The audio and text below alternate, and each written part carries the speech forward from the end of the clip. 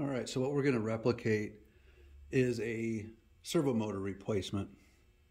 And there is a pin kit that you can get for the robot that has a pin and a small jig. The small jig will help you align the 4th axis and the 6th axis. 1, 2, 3, and 5 are all intersecting machine holes, so those dowels will just go straight in for the alignment check with that.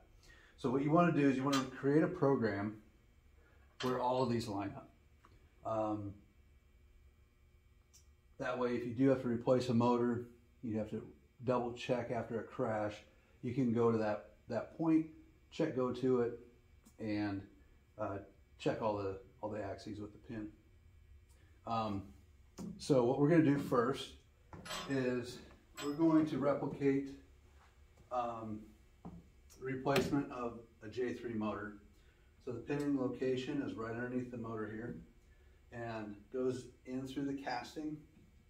And so what I'm going to do is I'm going to go ahead and I'm going to place a pin in here. That's going to hold the arm in place while we pull that motor out. Okay? So you'll take your bolts out.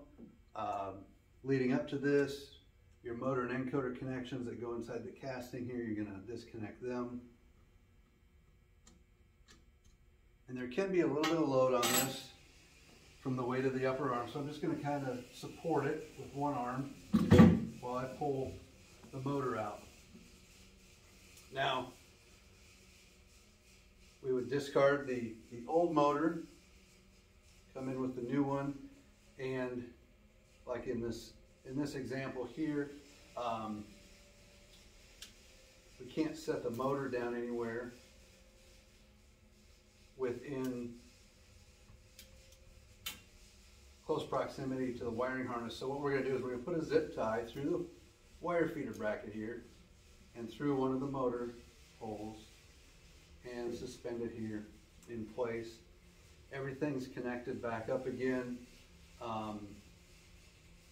And now we're going to go ahead and get that new motor reset and lined up to position. So we're going to go into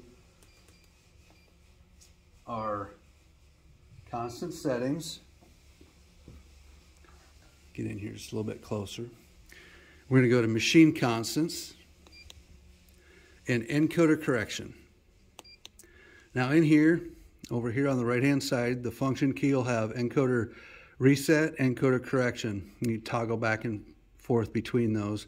The first thing you want to do is you want to reset the encoder. So we're going to go down to J3 and we're going to enable J3 and we're going to hit execute. That's going to reset that encoder.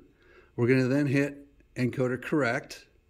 We're not going to change anything whatsoever. We're going to keep the mastering data that's there and we're just going to hit complete. Okay, now that that's done, we want to verify that the motor goes to the location before we put it back together. So we're going to go into the program that we created beforehand where those axes line up, turn the servo power on and hit check go. Once that highlights yellow, you'll know that you're in position. And we can now insert that motor back in with the pin alignment, holding it in location. Cut our zip tie. And there is a small relief in the casting here, so when we get past the edge, we can rotate back and forth. That helps us get those teeth engaged into that RV drive.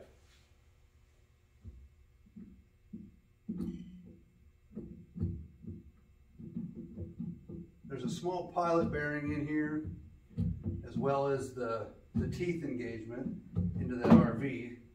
So it does take a little bit of alignment to get that in. And there we go. So what we can do now is we're just going to put one bolt in, but you would go through, insert all your bolts and tighten those up.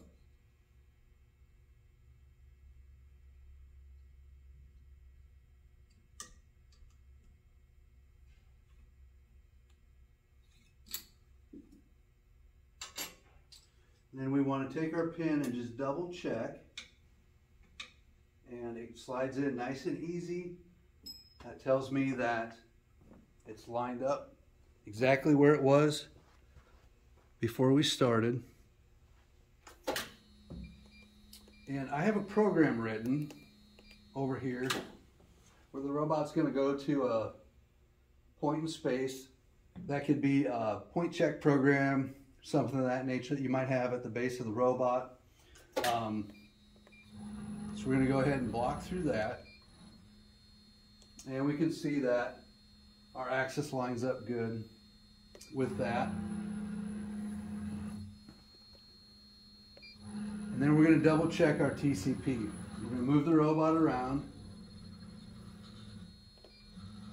and verify that our TCP is good. We're going to go through RP and Y, and everything is looking pretty good so far, so we should be set and ready to run again.